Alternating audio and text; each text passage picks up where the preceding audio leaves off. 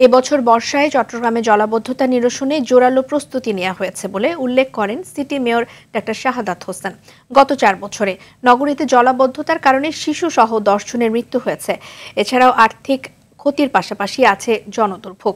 এ অবস্থা থেকে পরিস্থিতির উন্নতির জন্য চলমান জলাবদ্ধতা নিরসন প্রকল্পের কাজ অনেকাংশে সম্পন্ন হলেও এবছর পুরোপুরি সুফল পাওয়া না গেলেও নগরবাসীর সহযোগিতা পেলে তীব্র জলাবদ্ধতা নিরসনে দ্রুত ব্যবস্থা নেওয়া হবে বলে জানান মেয়র।